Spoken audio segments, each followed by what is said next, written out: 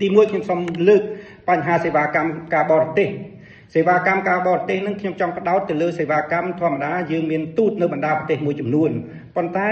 ក៏អាចមាននៅខ្វះខាតចំពោះបងប្អូនជនរួមជាតិខ្មែររបស់យើងមួយចំនួនយើងដឹងហើយខ្មែរយើងក្រោយពីសង្គ្រាមបានចំណាក់ស្រុកទៅនៅបណ្ដាប្រទេសគេជាច្រើននៅលើពិភពលោកដូចជាសហរដ្ឋអាមេរិកបារាំងអូស្ត្រាលីនិងសហគមន៍អឺរ៉ុបលក្ខណៈ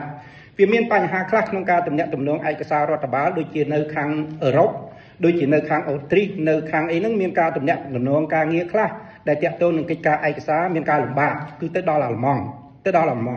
មួយវិញទៀតដូចជានៅអូស្ត្រាលីបញ្ហាទំនាក់ទំនងយើងស្ថានទូតរបស់យើងនៅខាងកង់បេរ៉ានៅ New South Wales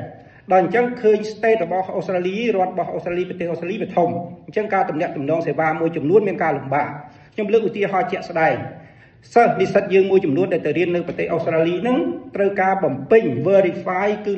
driver license ខ្ញុំជឿថាអាយដាមរដ្ឋមន្ត្រីនៅទីនេះដឹងហើយដើម្បីឲ្យបំពេញព្រោះដែលកន្លងមករដ្ឋអូស្ត្រាលីហ្នឹងបានបន្តឹងនៅ driver license ចំពោះអន្តរវេសច្រើនដោយគេពិនិត្យឃើញថាផលប៉ះពាល់នៃគ្រោះថ្នាក់ចរាចរណ៍នៅអូស្ត្រាលីកើនឡើងដោយខាងបងប្អូនខាងអាស៊ីអញ្ចឹងមិនថាខ្មែរយើងទេដល់អញ្ចឹងគេអាចឲ្យមកបញ្ជាក់អញ្ចឹង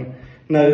ប្រទេសយើងឡើងវិញហើយការបញ្ជាក់នេះមានការលំបាកនេះខ្ញុំលើកជាផ្នែកតូចមួយប៉ុន្តែយើងមានឯកសារផ្សេងទៀតទាំងអស់ដែលត្រូវមានការលំបាកតាក់ទងដូចជាខាងនៅវិកតូរីទៅតាក់ទងទៅដល់ខាងកង់បេរ៉ាចូល 1000 គីឡូត្រូវចំណាយពេលទោះបីយើងលំហ digital ក៏នៅមានបញ្ហាលំបាកដែរនេះជាចំណុចមួយដែលយើងគួរចូលរួមគិតដើម្បីផលប្រយោជន៍ប្រទេសជាតិទាំងអស់គ្នា